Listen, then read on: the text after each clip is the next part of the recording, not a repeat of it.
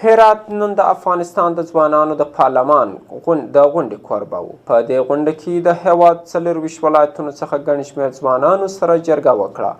او د هیواد وشتناخوالو ته د لارو چارو د موندلو او د سولې مذاکراتو د ځوانانو رول او اغیزې د سولې پر راتګ باندې بحث او خبرې وکړې.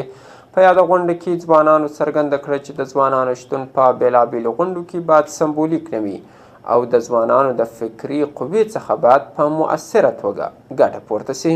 هرات نن د افغانستان د ځوانانو د پارلمان د یوې لویې غونډې کوربه شو. دا ځوانان د هیواد د بېلابېلو ولایتونو څخه د روان ناورین څخه د وتلو او د سولې او جګړې د منځته وړلو لپاره د ځوانانو پر مؤثر رول باندې ټینګار او خبرې وکړې. په دې غونډه کې د افغانستان د اطلاعات او کلتور وزارت د ځوانانو د چارو معینات اجمل شاپور د ځوانانو د نننۍ غونډې څخه د جوړولو موخه د افغانستان د سولې او شخړې د څرنګوالي په اړه د ځوانانو مؤثر رول په ګوته کړ. محور بحث‌های ما در این مجلس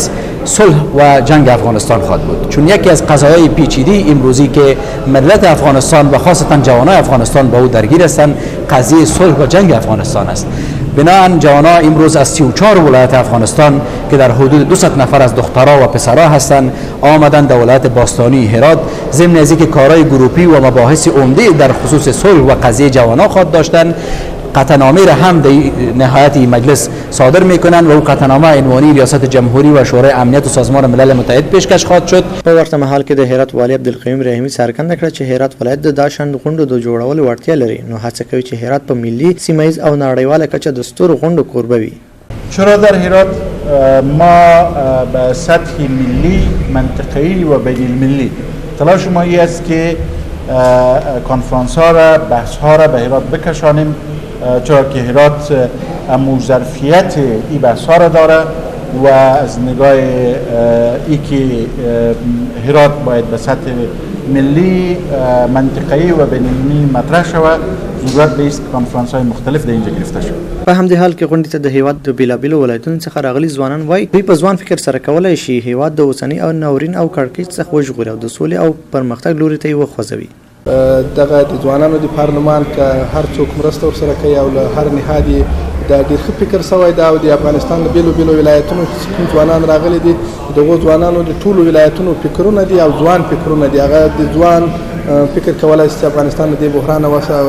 وباسی. وقتی جوانان آینده سازن میتونن آینده را تضمین کنن، میتونن موثر باشن، میتونن نقش بسیار مفید داشته باشن. 100% نشستشان و کارکردشان، حضورشان در جامعه. شما مگر نبینید کشورهایی که پیشرفت کرده همشون سرمایه گذاری کردن روی جوانان خود. ما تصور میکنید برنامه تاثیرگذاری داره، اما یک شرط که دوامدار باشه، مستمر باشه و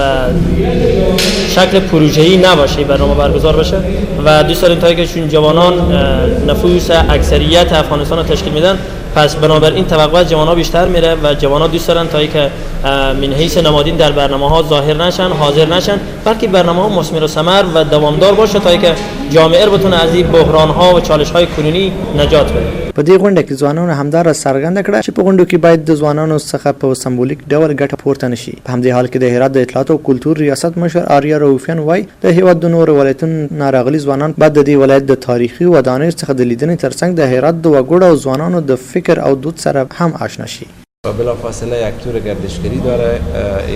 جمع که از جاذبه‌های توریستی هرات، از تاریخ و فرهنگ هرات آشنا میشن و تعداد زیادی از جاهای هرات چه از جاذبه‌های توریستی، جاذبه‌های مختلف اقتصادی